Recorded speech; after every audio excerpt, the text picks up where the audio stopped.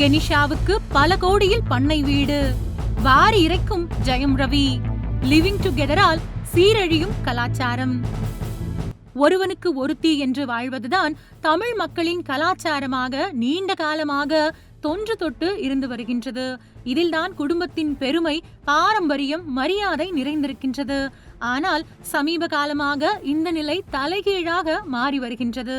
குறிப்பாக சினிமா துறையை சார்ந்தவர்கள் சட்டப்படி விவாகரத்து செய்யாமல் லிவிங் டுகெதர் வாழ்க்கை நடத்துவது மிகப்பெரிய கலாச்சார சீரழிவாக பார்க்கப்படுகின்றது.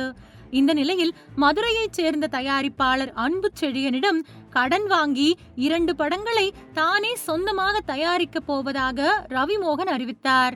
இதற்காக ரவிமோகன் ஸ்டுடியோஸ் என்ற சொந்த தயாரிப்பு நிறுவனத்தையும் அவர் ஆரம்பித்திருக்கிறார். இதற்கு முன்பாக பாடகி கெனிஷாவை கோவாவில் சந்தித்து அவரிடம் நட்பாக ரவிமோகன் பழகியிருக்கிறார்.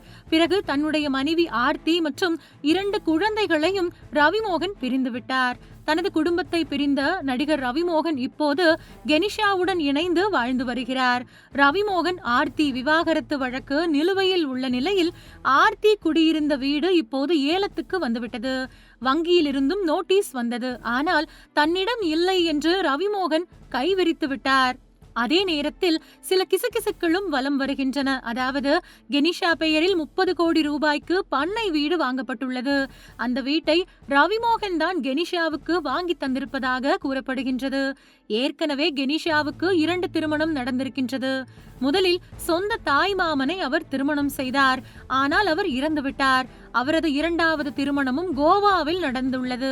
அந்த கணவரும் இப்போது உயிருடன் இல்லை. மொத்தத்தில் சர்ச்சைகளின் நாயகியாக கெனிஷா இருக்கிறார். இன்னமும் விவாகரத்து பெறாத நிலையில் இப்போது வரை ஆர்த்தி தான் ரவிமோகனின் மனைவியாக இருக்கிறார். ஆனால் தன்னுடைய வெற்றிக்கு பின்னணியில் இருப்பது கெனிஷா தான் என்று ரவிமோகன் கூறி வருகிறார். இப்போதெல்லாம் விவாகரத்துகள் என்பது திரைத்துறையில் சகஜமாகி அதிகரித்து விட்டது. அந்த காலத்தில் சினிமாவில் வெறும் கிசுகிசுதான் வருமே தவிர விவாகரத்துகள் இருக்காது. எம்ஜிஆர், சிவாஜி காலம் வரை விவாகரத்துகள் அதிகமாக நடக்கவில்லை. ஜெமினி கணேசன் 3 திருமணங்களை செய்தார். தன்னுடைய கடைசி காலத்திலும் ஒரு திருமணம் செய்தார். இதற்கு பிறகு கமல்ஹாசன் காலம் வரும்போது பெரிய மாற்றம் ஏற்பட்டது. நடிகைகள் வாணி கணபதி, ஸ்ரீவித்யா, கௌதமி போன்ற விவகாரங்கள் வெடித்தன. கமலுக்கு பிறகு அடுத்த தலைமுறை கலைஞர்களின் விவாகரத்துகள் பெருகிவிட்டன.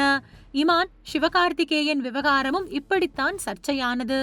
சட்டப்படி விவாகரத்து நடக்காமல் லிவிங் டுகெதர் வாழ்க்கை நடத்துவது கலாச்சார சீரழிவுதான். எந்த நடிகராக இருந்தாலும் தனது உறவை அறுத்துக்கொண்டு குழந்தைகளை கவனிக்காதவர்கள் எப்படி சினிமாவில் நல்ல கருத்துக்களை சொல்ல முடியும்? நல்ல கணவனாக, நல்ல தந்தையாக இருந்தால் மட்டுமே நல்ல மனிதனாக அவர்கள் இருக்க முடியும். நல்ல மனிதர்கள்தான் சினிமாவில் நல்ல ஹீரோக்களாக வலம் வர முடியும். அந்த வகையில் ரவிமோகன் போன்ற ஹீரோக்கள் லிவிங் டுகெதர் வாழ்க்கையால் கலாச்சார சீரழிவை ஏற்படுத்துவதாக தமிழ் சினிமா வட்டாரத்தில் பரபரப்பாக பேசப்படுகின்றது.